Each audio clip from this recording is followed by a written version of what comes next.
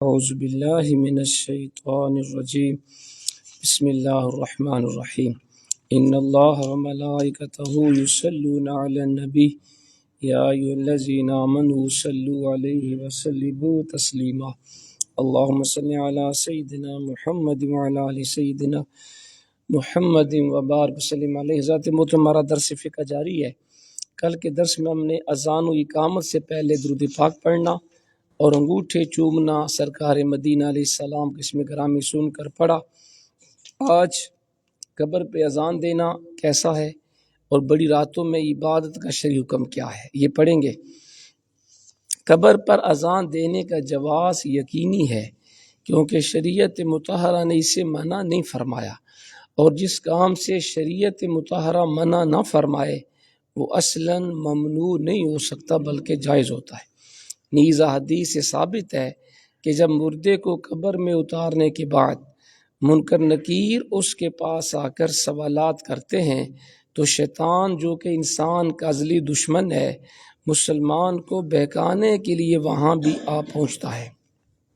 اور یہ بات بھی حدیث سے ثابت ہے کہ شیطان قبر میں آتا اور مسلمانوں کو سوالات کے جوابات دینے میں پریشانی میں مبتلا کرتا ہے تاکہ یہ سوالات کے جواب نہ دے کر خائب و خاسر ہو، ناکام ہو جائے. اور جب اذان دی جاتی ہے تو شیطان بھاگ کھڑا ہوتا ہے. چنانچہ روایت میں ہے جب مردے سے سوال ہوتا ہے کہ تیرا رب کون ہے، شیطان اس پر ظاہر ہوتا ہے اور اپنی طرف اشارہ کرتا ہے، یعنی میں تیرا رب ہوں. اس لیے حکم آیا کہ میت کے لیے جواب میں ثابت قدم رہنے کی دعا کریں. اور یہ امر بھی حدیث صحیحہ سے ثابت ہے کہ اذان دینے سے شیطان بھاگتا ہے. جو ہی اذان کی آواز اس کے کان میں پڑتی ہے، جس جگہ اذان دی جا رہی ہو وہاں سے کوسوں دور بھاگ جاتا ہے شیطان. چنانچہ صحیح مسلم میں حضرت جابر رضی اللہ تعالیٰ عنہ سے مروی ہے کہ حضور نبی کریم رؤوف الرحیم علیہ السلام فرماتے ہیں، شیطان جب اذان سنتا ہے اتنی دور بھاگتا ہے جیسے روحا، اور روحا مدینہ سے 36 میل کے فاصلے پر ہے. گویا شیطان اذان سن کے 36 میل دور بھاگ جاتا ہے. یہ حدیث صحیح مسلم میں موجود ہے. کیا اذان نماز کے ساتھ خاص ہے؟ نہیں، ایسا نہیں کہ اذان نماز کے ساتھ خاص ہے. بعض لوگوں کو اذان قبر کے ناجائز ہونے کا شیطانی وسوسہ شاید اس بنا پر آتا ہے کہ لوگ اذان کو نماز کے ساتھ خاص سمجھتے ہیں، حالانکہ ایسا نہیں ہے، بلکہ شریعت مطہرہ نے نماز کے علاوہ کثیر مقامات پر اذان کو مستحسن جانا ہے، یعنی جائز قرار دیا ہے. جیسے نو مولود کے کان میں اذان دینا، رفع وبا بلا وغیرہ مواقع میں. تو جب بچہ پیدا ہو اس کے کان میں اذان دینا سنت ہے. جب مصیبت آئے، پریشانی آئے تو اذان دینا یہ مستحب ہے. تو اذان صرف نماز کے ساتھ خاص نہیں، اس کے علاوہ بھی دی جا سکتی ہے. سبق نمبر 14 ہے جی بڑی راتوں میں عبادت کے بارے میں. بڑی راتوں میں جمع ہو کر عبادت کرنا جائز اور مستحسن ہے. فتاوی رضویہ میں بحوالہ لطائف المعارف مذکور ہے. اہل شام میں ائمہ تابعین مثلا خالد بن معدان اور امام مکحول، لقمان بن عامر وغیرہ رحمہم اللہ شب برات کی تعظیم اور اس رات عبادت میں بہت زیادہ کوشش کرتے تھے، اور انہی سے لوگوں نے اس کا افضل ماننا اور اس کی تعظیم کرنا اخذ کیا ہے. ان راتوں میں مساجد کو سجانا کیسا ہے؟ جائز اور مستحسن ہے، کیونکہ اس سے مقصود اس رات کی تعظیم ہوتا ہے. بحوالہ لطائف المعارف گزر چکا کہ ائمہ تابعین اس رات کی تعظیم کیا کرتے تھے. سال میں کتنی راتیں افضل و اعلیٰ ہیں؟ جواب سنیں. یوں تو ہر وہ رات جس میں نیکیاں کی جائیں وہ افضل رات ہے، لیکن عارف باللہ شیخ عبدالعزیز دیرینی رحمۃ اللہ علیہ فرماتے ہیں سال کی راتوں میں افضل راتیں 29 ہیں، 29، کہ سلف صالحین ان راتوں میں عبادت کرنا پسند کرتے اور فضل و کرم کے امیدوار ہوتے تھے۔ ان 29 راتوں میں شعبان المعظم کی 15ویں رات بھی ہے، وہ 29 راتیں درج ذیل ہیں۔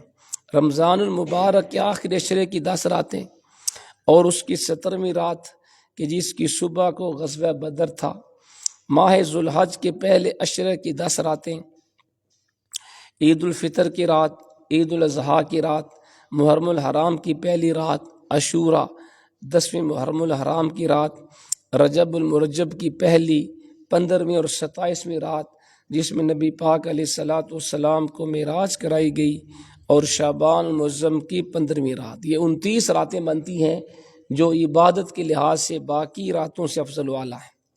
شب برات کی فضیلت و اہمیت کیا ہے؟ جواب سن لیں۔ اس کی فضیلت میں متعدد حدیث مروی ہیں۔ حضرت مولا علی کرم اللہ وجہ کریم سے روایت ہے، نبی پاک علیہ الصلاۃ والسلام نے ارشاد فرمایا، جب شعبان کی 15ویں رات ہو تو رات کو جاگا کرو اور اس کے دن میں روزہ رکھو۔ جب سورج غروب ہوتا ہے تو اس وقت سے اللہ کریم آسمان دنیا کی طرف نزول رحمت فرماتا ہے اور اعلان کرتا ہے کہ ہے کوئی مغفرت طلب کرنے والا تاکہ میں اس کو بخش دوں، ہے کوئی رزق طلب کرنے والا تاکہ میں اس کو رزق عطا کروں، ہے کوئی مصیبت زدہ تاکہ میں اس کو اس سے نجات دوں۔ یہ اعلان طلوع فجر تک جاری رہتا ہے۔ یہ حدیث ابن ماجہ میں موجود ہے۔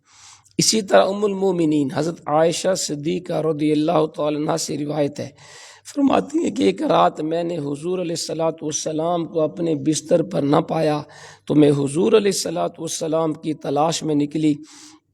میں نے نبی پاک علیہ الصلاۃ والسلام کو جنت البقیع میں پایا اور حضور سرور کائنات علیہ الصلاۃ والسلام نے فرمایا، اللہ کریم نصف شعبان کی رات کو آسمان دنیا کی طرف نزول رحمت فرماتا ہے اور قبیلہ بنی کلب کی بکریوں کے بالوں سے بھی زیادہ گناہگاروں کو بخش دیتا ہے۔ یہ حدیث سنن ترمذی میں موجود ہے۔ کیا شب برات میں کوئی بخشش سے محروم بھی رہتا ہے؟ کوئی ایسا بندہ بھی ہے جو اس رات میں بخشا نہ جائے، محروم ہو جائے؟ یہ سوال ہے۔ جواب سنیں، شب برات بے حد اہم رات ہے، اسے کسی صورت میں غفلت میں نہیں گزارنا چاہیے۔ اس رات رحمتوں کی خوب برسات ہوتی ہے۔ اس مبارک شب میں اللہ پاک بنی کلب کی بکریوں کے بالوں سے بھی زیادہ لوگوں کو جہنم سے آزاد فرما دیتا ہے۔